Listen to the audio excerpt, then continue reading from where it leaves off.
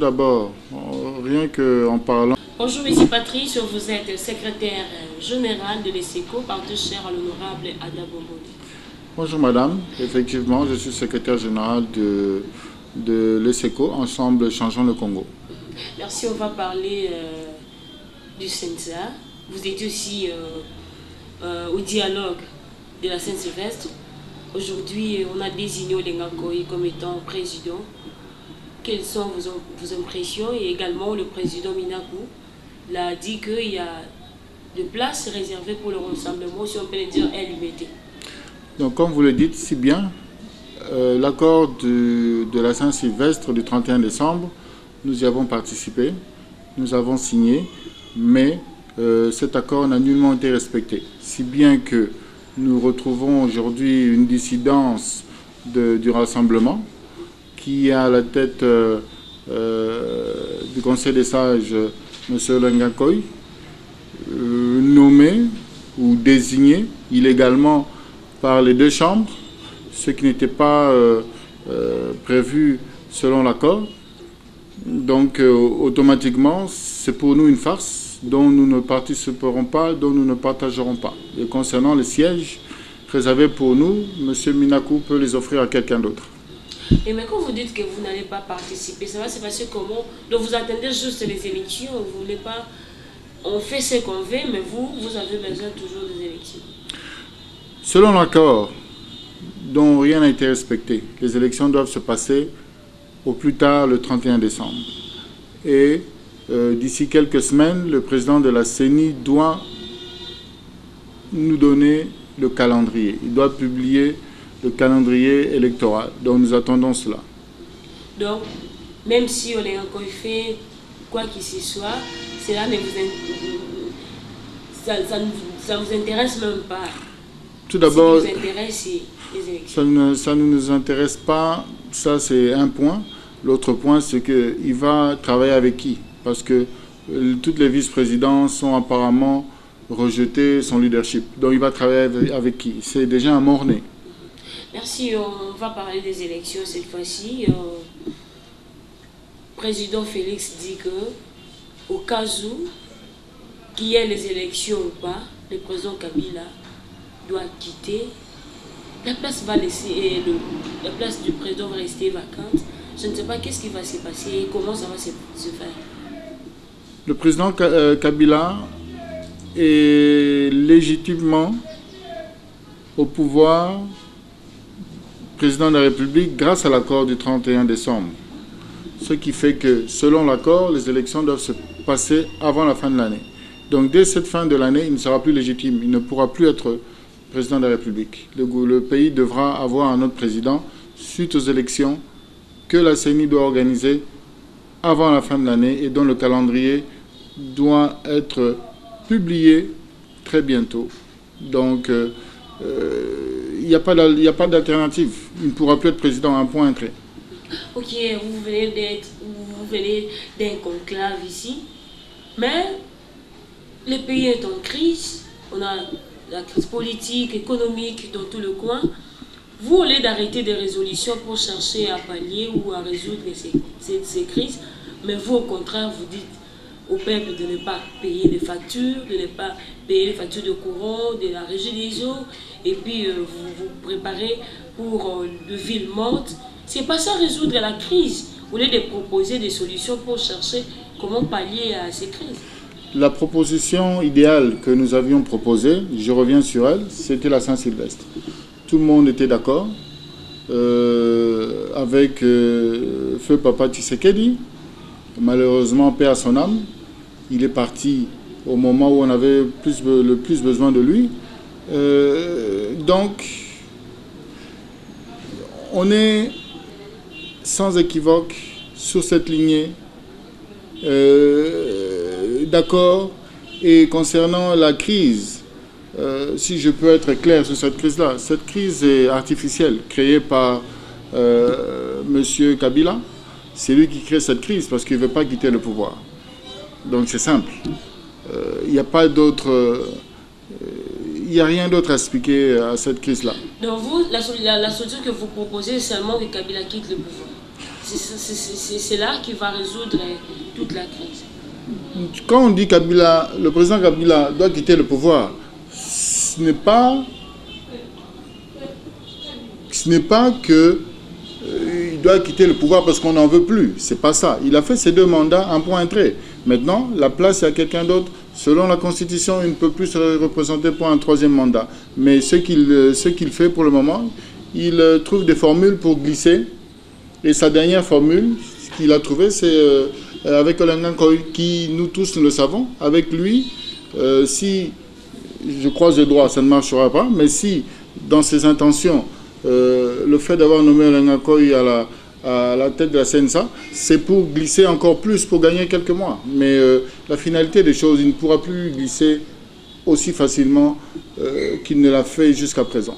Mais selon les autres analystes, cette nomination, c'est seulement pour vous interpeller. Après, il va encore pour provoquer un 3e dialogue, pour cette fois-ci nommer alors le rassemblement.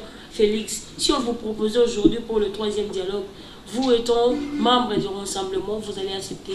C'est son souhait. Il veut un 3e dialogue pour étendre sa longévité au pouvoir. Ça, nous tous nous le savons. Mais nous tous, nous avons décidé, dans le rassemblement, plus qu'unis que jamais, il n'y aura pas de 3e dialogue. Il ne fera pas de 3e dialogue avec nous. Peut-être qu'il le fera avec les dissidents, les Olenga Nkoy, mais pas avec nous. Merci beaucoup. Vous êtes membre de l'AR, l'Alternance pour la République. Tout à fait. De cette plateforme. Aujourd'hui, on voit des incompréhensions, tout ça. Et puis jusque-là, on n'a jamais vu l'alternance. Mais vous prenez ici pour l'alternance. Mais chez vous, là-bas, il n'y a pas l'alternance. Qu'est-ce qui se passe exactement? Tout d'abord, à l'AR, il n'y a aucun problème. De la façon où nous avons décidé de vivre, nous sommes ainsi satisfaits. Donc nous ne nous plaignons pas. C'est plus une recherche de déstabilisation au sein de notre structure. Nous sommes bien. Nous ne nous plaignons pas. Nous vivons bien. Nous gérons bien cette alternance-là avec le seul candidat que nous avons. Notre candidat, c'est Moïse Katumbi, l'homme qui effraie la République. C'est notre candidat. Chez nous, nous sommes bien. Il n'y a pas d'alternance parce que nous avons décidé que ça soit ainsi. Le jour où on décidera qu'il n'y a plus d'alternance, on fera alors... non, le jour où on décidera qu'il y ait de l'alternance, là on fera l'alternance. Nous sommes satisfaits comme nous sommes pour le moment. Mais les autres qui se plaignent, ils se plaignent pourquoi? Mais les autres qui se plaignent, on a eu réunion encore hier de 11h à 15h. Qui se plaint? On ne se plaint pas. Moi, je ne me plains pas. Je suis très à l'aise. Les SECO ne se plaignent pas. Les SECO ne se plaint pas. Et contrairement aux gens, il y a différentes tâches gérées par différents partis au sein de l'AR. Moi, je peux vous dire qu'aujourd'hui, les SECO, c'est les SECO qui gèrent les finances. C'est nullement leur coordonnateur, Monsieur Sessanga. C'est nullement lui. Les finances sont gérées par nous, les SECO. Donc, vous ne plaignez pas parce que vous avez les finances? Non, pas du tout. Non, c'est pour prouver. On a parlé de détournement, on a parlé de ceci, on a parlé de cela. Mais ils ne gèrent pas les finances. Ils coordonnent. Donc vous voulez démentir tout ce qui a été dit? Je ne veux pas démentir, mais je dément. C'est différent. C'est dément, c'est différent. Oui. Voilà. Donc chez nous, nous allons très bien. Nous vivons bien. Nous nous sentons bien. Nous sommes prêts pour l'alternance de la République. Un point très. Alors, si aujourd'hui les présidents Kabila vous appelez comme a désiré Germain Kambinga, vous venez, lui il est toujours en tête, et puis les rassemblements vont suivre, Félix Tshisekedi est là, Premier ministre, et puis vous n'allez pas accepter cette offre? Bon, tout d'abord, je salue M. Kambinga, que j'appelle communément ma voix au Parlement. J'ai voté pour lui, mais je suis contre tout ce qu'il dit. Pourquoi? Parce que c'est faire un autre dialogue, une autre transition avec le président Kabila à la tête. Non, nous, on n'a pas besoin de ça. Mais on a dit qu'on va libérer votre président Katumbi, il sera libre cette fois-ci, on ne va pas lui poursuivre. On nous a promis tant de choses. La Saint-Sylvestre a promis tant de choses. Et qu'est-ce qui a été réalisé des promesses? Nos pauvres prisonniers politiques, Mouyambo, Diongo, et on a nommé Diomi, du rassemblement au Lenganko, bien sûr, on vient aussi de le nommer. Ça, ce sont des nominations économiques. Je les appelle nominations économiques. Donc ça, ce sont des nominations économiques. On ne reconnaît pas cette nomination. Et quel est le pouvoir de Tchibala? Quel est le poids de Tchibala aujourd'hui au gouvernement, en tant que Premier ministre? Olengankoy, quel est le pouvoir? Quel pouvoir il va avoir? Il a été rejeté par l'UNC. Je salue le président Vital Kamerhe. Et les autres disent qu'il faudra cette place donnée à Vital Kamerhe. Vous êtes d'avis? Non, de toute façon, je ne pense pas qu'il prendra cette place. J'ai d'ailleurs échangé sur mon compte Twitter hier. J'ai dit que je salue sa décision d'avoir refusé cette offre-là, parce qu'il a compris, enfin, il est vrai qu'il a fait beaucoup d'erreurs, mais enfin il a compris que le seul pouvoir légitime qu'il peut avoir, c'est le pouvoir du peuple. Donc il a compris qu'il doit refuser surtout une attribution du CNSA octroyée par les deux chambres. Ce n'était pas écrit selon l'accord. Donc, nous saluons Vital Kamerhe, nous saluons le MLC, malgré qu'ils sont... il y en a qui disent oui, il y en a qui disent non. Et nous saluons tous les autres qui ont refusé catégoriquement de travailler avec Olengankoy. Donc, je lui dis bonne chance, il va travailler avec des chaises vides. Ok, mais vous-même du côté du rassemblement, on dit que vous êtes séparés, vous ne vous attendez pas, il y a Fayoulou, que les autres refusent et tout ça. Mais alors, vous voulez faire sortir Kabila, mais vous-même, vous n'êtes pas unis. Ça, ce sont ce que les gens disent. Ça, c'est ce c'est ce que la MP essaye de dessiner pour nous embrouiller.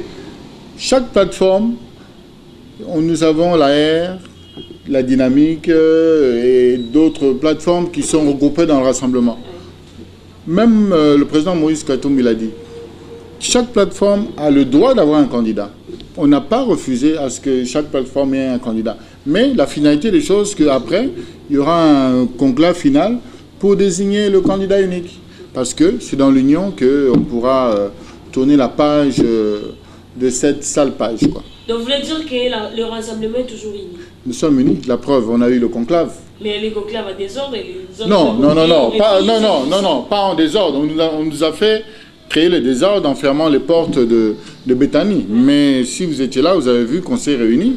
Et le lendemain, on s'est réunis à Limete. C'était un triomphe total. Si réellement la MP ne craint pas le rassemblement, pourquoi nous fermer les portes de Béthanie? Au contraire, en faisant cela, il nous donne encore plus de force, plus de publicité sur tout ce que nous faisons. Merci beaucoup. Un mot à la population. Qu'est-ce que l'ESECO dit à la population? L'ESECO a un slogan. Ensemble, le Congo changera. On va travailler ensemble. C'est pour ça que nous travaillons avec la population en profondeur pour que les mœurs, la vie, tout change, pour que le pays soit différent, géré différent. Donc ensemble, nous allons changer le Congo. Voilà. Merci, secrétaire général. Merci beaucoup.